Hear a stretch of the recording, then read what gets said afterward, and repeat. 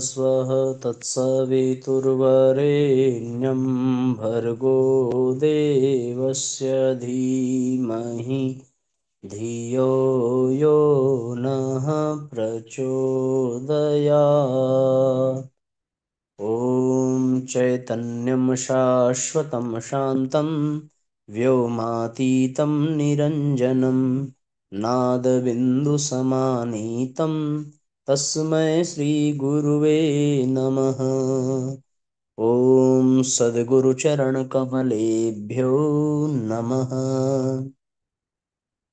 वन्दे भगवतीं देवीं श्रीरामं च जगद्गुरुं पादपद्मे तयोः श्रुत्वा प्रणमामि मुहुर्मुहुः।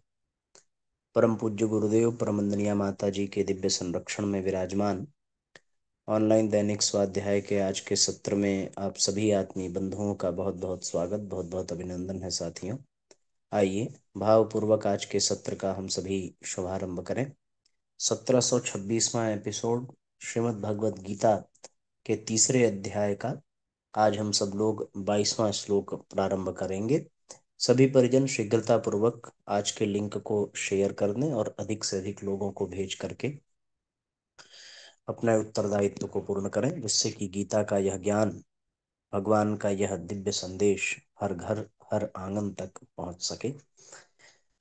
साथियों, आज का स्वाध्याय YouTube पर ही केवल प्रेषित किया जा रहा है, Zoom ऐप पर लाइव नहीं हो रहा है, क्योंकि जब हम लोग स्वाध्याय करेंगे तो उस समय हम यात्रा में होंगे। कल से अयोध्या में प्रज्ञा पुराण कथा का शुभारंभ होगा, तो इसलिए आज का ये वीडियो आप लोगों को समय से प्राप्त हो रहा है और लाइव नहीं हो रहा है। तो आइए 22वां श्लोक प्रारंभ करते हैं। अब भगवान आगे के 3 श्लोकों में अपना उदाहरण देकर लोक संग्रह की पुष्टि कर,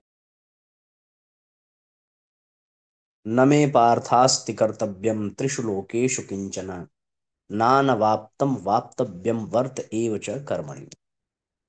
हे पार्थ, मुझे तीनों लोकों में न तो कुछ कर्तव्य है और न कोई प्राप्त करने योग्य वस्तु अप्राप्त है, फिर भी मैं कर्तव्य कर्म में ही लगा रहता हूं।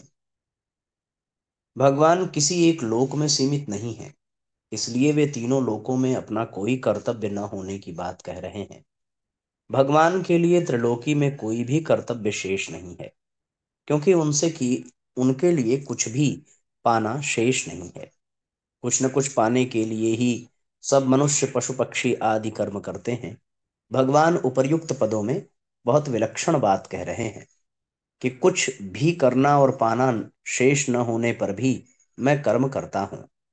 अपने लिए कोई कर्तव्य न होने पर भी भगवान केवल दूसरों के हित के लिए अवतार लेते हैं और साधु पुरुषों का उद्धार, पापी पुरुषों का विनाश तथा धर्म की संस्थापना करने के लिए कर्म करते हैं। अवतार के सिवाय भगवान की सृष्टि रचना भी जीव मात्र के उद्धार के लिए हुई होती है। स्वर्ग लोक पुण्य कर्मों का फल भुगताने के लिए है और 84 लाख योनियां एवं नरक पाप कर्मों का फल भुगताने के लिए हैं। मनुष्य योनि पुण्य और पाप दोनों से ऊंचे उठकर अपना कल्याण करने के लिए है। ऐसा तभी संभव है जब मनुष्य अपने लिए कुछ न करे। वह संपूर्ण कर्म स्थूल शरीर से होने वाली क्रिया, सूक्ष्म शरीर से होने वाला चिंतन और कारण शरीर से होने वाली स्थिरता केवल दूसरों के हित के लिए ही करे, अपने लिए नहीं। कारण कि जिनसे सब कर्म किए जाते हैं वे स्थूल, सूक्ष्म और कारण तीनों ही शरीर संसार के हैं, अपने नहीं। इसलिए कर्मयोगी शरीर, इंद्रियां, मन, बुद्धि, पदार्थ आदि संपूर्ण सामग्री को, जो वास्तव में संसार की ही है, संसार की ही मानता है और उसे संसार की सेवा में लगाता है। अगर मनुष्य संसार की वस्तु को संसार की सेवा में न लगाकर अपने सुख भोग में लगाता है तो बड़ी भारी भूल करता है। संसार की वस्तु को अपनी मान लेने से ही फल की इच्छा होती है और फल प्राप्ति के लिए कर्म होता है। इस तरह जब तक मनुष्य कुछ पाने की इच्छा से कर्म करता है, तब तक उसके लिए कर्तव्य अर्थात करना शेष रहता है। गंभीरता पूर्वक विचार किया जाए तो मालूम होता है कि मनुष्य मात्र का अपने लिए कोई कर्तव्य है ही नहीं। कारण कि प्रा पणीय वस्तु परमात्म तत्व नित्य प्राप्त है और स्वयं स्वरूप भी नित्य है, जबकि कर्म और कर्मफल अनित्य अर्थात उत्पन्न एवं नष्ट होने वाला है। अनित्य का संबंध नित्य के साथ हो ही कैसे सकता है? कर्म का संबंध पर से है, स्व से नहीं। कर्म सदैव पर के द्वारा और पर के लिए ही होता है, इसलिए अपने लिए कुछ करना है ही नहीं। जब मनुष्य मात्र के लिए कोई कर्तव्य नहीं है, तब भगवान के लिए कोई कर्तव्य हो ही कैसे सकता है? कर्मयोग से सिद्ध हुए महापुरुष के लिए भगवान ने इसी अध्याय के 17वें 18वें श्लोकों में कहा है कि उस महापुरुष के लिए कोई कर्तव्य नहीं है, क्योंकि उसकी रति तृप्ति और संतुष्टि अपने आप में ही होती है। इसलिए उसे संसार में करने अथवा न करने से कोई प्रयोजन नहीं रहता, तथा उसका किसी भी प्राणी से किंचन मात्र भी स्वार्थ का संबंध नहीं रहता। ऐसा होने पर भी वह महापुरुष लोक संग्रहार्थ कर्म करता है। इसी प्रकार यहाँ भगवान अपने लिए कहते हैं कि कोई भी कर्तव्य न होने तथा कुछ भी पाना बाकी न होने पर भी मैं लोक संग्रहार्थ कर्म करता हूँ। तात्पर्य है कि तत्वज्ञ महापुरुष की भगवान के साथ एकता होती है। मम साधर्म्य मागता, जैसे भगवान त्रिलोकी में आदर्श पुरुष हैं। तीसरे अध्याय के 23वें और चौथे अध्याय के 11वें श्लोक में, ऐसे ही संसार में तत्वज्ञ पुरुष भी आदर्श हैं। वर्त एव च कर्मणि, यहाँ एव पद से भगवान का तात्पर्य है कि मैं उत्साह एवं तत्परता से आलस्य रहित होकर सावधानी पूर्वक सांगोपांग कर्तव्य कर्मों को कराता हूँ। कर्मों का न त्याग करता हूँ, न उपेक्षा। जैसे इंजन के पहियों को चलने से इंजन से जुड़े हुए डिब्बे भी चलते रहते हैं, ऐसे ही भगवान और संत महापुरुष, जिनमें करने और पाने की इच्छा नहीं है, इंजन के समान कर्तव्य कर्म करते हैं, जिससे अन्य मनुष्य भी उन्हीं का अनुसरण करते हैं। अन्य मनुष्यों में करने और पाने की इच्छा रहती है। ये इच्छाएं निष्काम भाव पूर्वक कर्तव्य कर्म करने से ही दूर होती हैं।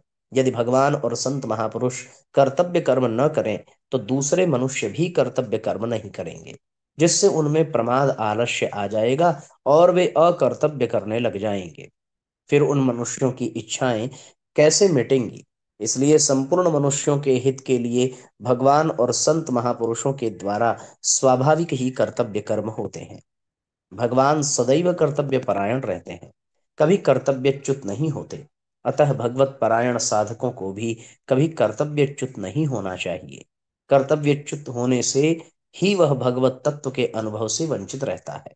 नित्य कर्तव्य परायण रहने से साधक को भगवत तत्व का अनुभव सुगमता पूर्वक हो सकता है। महाभारत में भगवान ने उत्तंक ऋषि को भी तीनों लोकों में अपना कर्तव्य बताया है। धर्म संरक्षणार्थाय धर्म संस्थापनाय च तैस्तैर्वेशैश्च रूपैश्च त्रिषु लोकेषु भार्गव। मैं धर्म की रक्षा और स्थापना के लिए तीनों लोकों में बहुत सी योनियों में अवतार धारण करके उन उन रूपों और वेशों द्वारा तदनुरूप बर्ताव करता हूँ। इस तरीके से साथियों, 22वां श्लोक भगवान कृष्ण स्वयं के विषय में बता रहे हैं कि श्रेष्ठ पुरुष जिस पथ पे गमन करें, चलते हैं सभी पद चिन्हों पे उनके, उनका दिया प्रमाण बनता है लोक धर्म, चलते हैं सभी बस उन्हें देख सुन के। सब कुछ है प्राप्य न अप्राप्य कुछ पार्थ मुझे, फिर भी चलता हूं मैं कर्म पथ चुन के। ऐसा न करूं तो बड़ी हानि होगी पार्थ, क्योंकि प्राणी मुझे ही आदर्श माने, प्राणी त्रिभुवन के। भगवान को तीनों लोकों के प्राणी आदर्श मानते हैं, इसलिए भगवान को अपने आदर्श मानने वाले इस जगत के प्रत्येक प्राणी को प्रेरित करने के लिए, जीवंत उदाहरण देने के लिए स्वयं कर्तव्य कर्म करने का पुरुषार्थ दिखाना पड़ता है। जबकि उन्हें कुछ भी नहीं पाना, जिसे सब कुछ प्राप्त हो, जिनसे सब लोग पाते हो, उन्हें भला क्या पाना? फिर भी वो कर्तव्य कर्म में है, ताकि उनको आदर्श मानने वाले सभी प्राणी अपना मार्गदर्शन प्राप्त कर सकें।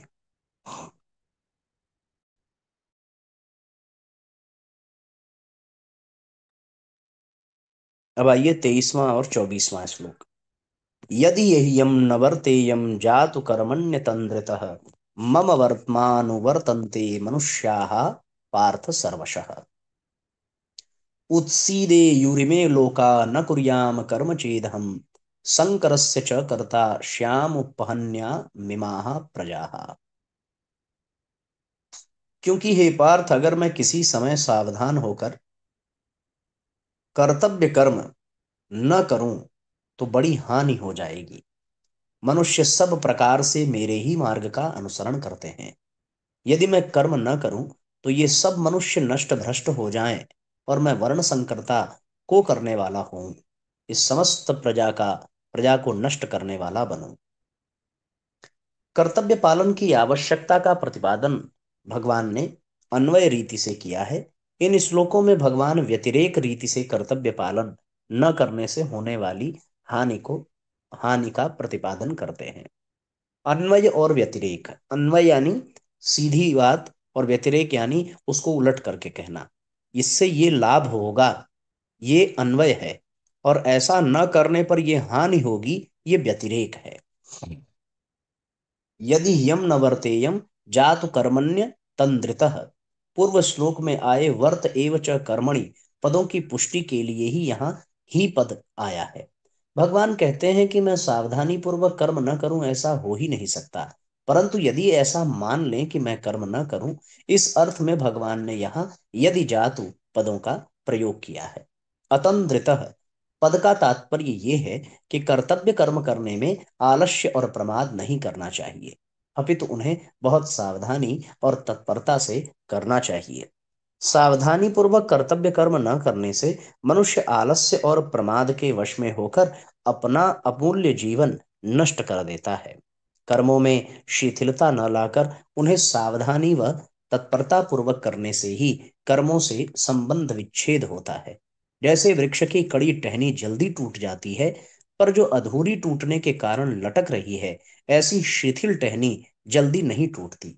ऐसे ही सावधानी एवं तत्परता पूर्वक कर्म करने से कर्मों से संबंध विच्छेद हो जाता है, पर आलस्य प्रमाद पूर्वक कर्म करने से कर्मों से संबंध विच्छेद नहीं होता।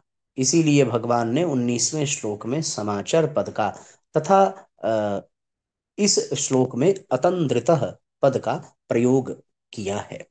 अगर किसी कर्म की बार बार याद आती है तो यही समझना चाहिए कि कर्म करने में कोई त्रुटि, कामना, आसक्ति, अपूर्णता, आलस्य, प्रमाद, उपेक्षा आदि हुई है, जिसके कारण उस कर्म से संबंध विच्छेद नहीं हुआ है। कर्म से संबंध विच्छेद न होने के कारण ही किए गए कर्म की याद आती है। मम वर्तमानु वर्तन्ते मनुष्याः पार्थ सर्वशः। इन पदों से भगवान मानो ये कहते हैं कि मेरे मार्ग का अनुसरण करने वाला ही वास्तव में मनुष्य कहलाने योग्य है। जो मुझे आदर्श न मानकर आलस्य प्रमादवश कर्तव्य कर्म नहीं करते और अधिकार चाहते हैं, वे आकृति से मनुष्य होने पर भी वास्तव में मनुष्य कहलाने के योग्य नहीं हैं। इसी अध्याय के 21वें श्लोक में भगवान ने कहा था कि श्रेष्ठ पुरुष के आचरण और प्रमाण के अनुसार सब मनुष्य उसका अनुसरण करते हैं। और इस श्लोक में भगवान कहते हैं कि मनुष्य सब प्रकार से मेरे मार्ग का अनुसरण करते हैं। इसका तात्पर्य यह है कि श्रेष्ठ पुरुष तो एक ही लोक मनुष्य लोक में आदर्श पुरुष हुए हैं, पर मैं तीनों ही लोकों में आदर्श पुरुष हूँ। मनुष्य को संसार में कैसे रहना चाहिए, यह बताने के लिए भगवान मनुष्य लोक में अवतरित होते हैं। संसार में अपने लिए रहना ही नहीं है, यही संसार में रहने की विद्या है। संसार वस्तुतः एक विद्यालय है, जहां हमें कामना, ममता, स्वार्थ आदि के त्याग पूर्वक दूसरों के हित के लिए कर्म करना सीखना है और उसके अनुसार कर्म करके अपना उद्धार करना है। संसार के सभी संबंधी एक दूसरे की सेवा करने के लिए ही हैं। इसलिए पिता, पुत्र, पति, पत्नी, भाई, बहन आदि सबको चाहिए कि वे एक दूसरे के अधिकार की रक्षा करते हुए अपने अपने कर्तव्य का पालन करें और एक दूसरे के कल्याण की चेष्टा करें। अधिकार की रक्षा करते हुए एक दूसरे के अधिकार की रक्षा करते हुए अपने कर्तव्य का पालन करें।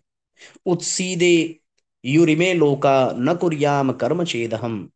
23वां श्लोक है। यदि येयम नवर्तेयम जातु कर्मण्य तंद्रतः। पदों से कर्मों में सावधानी न रखने से होने वाली हानि की बात कही, और अब इस श्लोक में उपर्युक्त पदों से कर्म न करने से होने वाली हानि की बात कहते हैं। यद्यपि ऐसा हो ही नहीं सकता कि मैं कर्तव्य कर्म न करूं, तथापि यदि ऐसा मान लिया जाए, इस अर्थ में भगवान ने यहाँ चेत पद का प्रयोग किया है। इन पदों का तात्पर्य है कि मनुष्य कर्म न करने में भी आसक्ति नहीं कर्म न करने में भी आसक्ति नहीं होनी चाहिए। माते संगोस्त्व कर्मणि। इसीलिए भगवान अपना उदाहरण देते हुए कहते हैं कि मेरे लिए कुछ भी प्राप्तव्य न होने पर भी मैं कर्म करता हूं। यदि मैं आश्रम आदि में अपने कर्तव्य का पालन न करूं तो संपूर्ण मनुष्य नष्ट भ्रष्ट हो जाए, अर्थात उनका पतन हो जाए। कारण कि अपने कर्तव्य का त्याग करने से मनुष्यों में तामस भाव आ जाता है, जिससे उनकी अधोगति होती है। अधोगच्छन्ति तामसाः। भगवान त्रिलोकी में आदर्श पुरुष हैं और संपूर्ण प्राणी उन्हीं के मार्ग का अनुसरण करते हैं। इसलिए यदि भगवान कर्तव्य का पालन नहीं करेंगे तो त्रिलोकी में कोई अपने कर्तव्य का पालन नहीं करेगा। अपने कर्तव्य का पालन न करने से उनका अपने आप पतन हो जाएगा। संकरश्य च कर्ता स्यामुपहन्यामिमाः प्रजाः। यदि मैं कर्तव्य कर्म न करूं तो सब लोग नष्ट भ्रष्ट हो जाएंगे और उनके नष्ट होने का कारण मैं ही बनूंगा, जबकि ऐसा संभव नहीं है। परस्पर विरुद्ध दो धर्म एक में मिल जाएं तो वह संकर कहलाता है। पहले अध्याय के 40वें और 41वें श्लोक में अर्जुन ने कहा था कि यदि मैं युद्ध करूंगा तो कुल का नाश हो जाएगा। कुल के नाश से सनातन कुल धर्म नष्ट हो जाएगा। धर्म के नष्ट होने पर संपूर्ण कुल में पाप फैल जाएगा। पाप के अधिक बढ़ने पर कुल की स्त्रियां दूषित हो जाएंगी और स्त्रियों के दूषित होने पर वर्ण संकर उत्पन्न होता है। इस प्रकार अर्जुन का भाव ये था कि युद्ध करने से वर्ण संकरता उत्पन्न होगी। अब अर्जुन की दलील के अनुसार भी यदि विचार किया जाए तो वास्तव में कर्तव्य का पालन न करना ही वर्ण संकरता का कारण है। युद्ध में कुल का नाश होने पर स्त्रियों का दूषित होना उनका कर्तव्यच्युत होना ही है, और कर्तव्यच्युत होने से वर्ण संकरता आती है। यदि स्त्रियों में यह भाव रहे कि हमारे पतियों ने युद्ध रूप कर्तव्य का पालन करते हुए अपने प्राणों का त्याग कर दिया पर अपने कर्तव्य का त्याग नहीं किया, फिर हम अपने कर्तव्य का त्याग क्यों करें, तो वे कर्तव्यच्युत नहीं होंगी। कर्तव्यच्युत न होने से उनका सतीत्व सुरक्षित रहेगा, जिससे वर्ण संकरता आएगी ही नहीं। परंतु यहाँ भगवान उससे विपरीत बात कहते हैं कि युद्ध रूप कर्तव्य कर्म न करने से वर्ण संकरता उत्पन्न होगी। इस विषय में भगवान अपना उदाहरण देते हैं कि यदि मैं कर्तव्य कर्म न करूं तो कर्म धर्म उपासना वर्ण आश्रम जाति आदि सब में स्वतः संकरता आ जाएगी। तात्पर्य यह है कि कर्तव्य कर्म न करने से ही संकरता उत्पन्न होती है। इसलिए यहाँ भगवान अर्जुन से मानो ये कहते हैं कि तू युद्ध रूप कर्तव्य कर्म न करने से ही वर्ण संकर उत्पन्न करने वाला बनेगा, न कि युद्ध करने से, जैसा कि तू मानता है। विशेष बात कि अर्जुन के मूल प्रश्न मुझे घोर कर्म में क्यों लगाते हैं का उत्तर भगवान 22वें 23वें और 24वें 3 श्लोकों में अपने उदाहरण से देते हैं कि मैं तुम्हें ही कर्म में लगाता हूं। ऐसी बात नहीं है, प्रत्युत मैं स्वयं भी कर्म में लगा रहता हूं, जबकि वास्तव में मेरे लिए त्रिलोकी में कुछ भी कर्तव्य और अ, एवं प्राप्तव्य नहीं है। भगवान अर्जुन को इस बात का संकेत करते हैं कि अभी इस अवतार में तुमने भी स्वीकार किया और मैंने भी स्वीकार किया कि तू रथी बने और मैं सारथी बनूं। तो देख, क्षत्रिय होते हुए भी आज मैं तेरा सारथी बना हुआ हूं, और इस प्रकार स्वीकार किए हुए अपने कर्तव्य का सावधानी और तत्परता पूर्वक पालन कर रहा हूं। मेरे इस कर्तव्य पालन का भी त्रिलोकी पर प्रभाव पड़ेगा, क्योंकि मैं त्रिलोकी में आदर्श पुरुष हूं। समस्त प्राणी मेरे ही मार्ग का अनुसरण करते हैं। इस प्रकार तुम्हें भी अपने कर्तव्य कर्म की उपेक्षा न करके मेरी तरह उसका सावधानी एवं तत्परता पूर्वक पालन करना चाहिए। पीछे के 3 श्लोक में भगवान ने जैसे अपने लिए कर्म करने में सावधानी रखने का वर्णन किया है, ऐसे ही आगे के 2 श्लोकों में ज्ञानी महापुरुषों के लिए कर्म करने में सावधानी रखने की प्रेरणा भी भगवान देते हैं। आगे का जो 2 श्लोक है साथियों, 25वां और 26वां, इसकी चर्चा प्रारंभ करने पर समय अधिक लगेगा पूरा करने में। तो आज के स्वाध्याय को हम लोग इतना ही करेंगे, और कल से जो है, यदि जहाँ कार्यक्रम के लिए जा रहे हैं वहाँ नेटवर्क की स्थिति और सब व्यवस्थित रहेगा तो हम लोग वहाँ से लाइव होंगे। अन्यथा 5 दिन पर्यंत इसी प्रकार स्वाध्याय आपको ठीक समय पर मिलता रहेगा। आइए अब आज के सत्र को विश्राम दें, गायत्री मंत्र हमारे साथ साथ बोलें। ओम भूर्भुवः स्वः तत्सवितुर्वरेण्यं भर्गो देवस्य धीमहि धियो यो नः प्रचोदयात्। सभी आत्मीय बंधुओं को बहुत बहुत प्रणाम, बहुत बहुत धन्यवाद साथियों जुड़ने के लिए। अधिक से अधिक शेयर जरूर कर दें, और ये श्लोक हम सब के लिए बहुत ही प्रेरणास्पद हो। हम भी भगवान से ये प्रेरणा लें कि हमें सदैव अपने कर्तव्य का पालन करने की आवश्यकता है। इसी हेतु भगवान स्वयं कर्तव्य कर्म करते हैं, जबकि उन्हें ऐसा करने की कोई आवश्यकता नहीं है। चलिए, सबको प्रणाम, सबका मंगल हो। जय राम जी की शुभ रात्रि।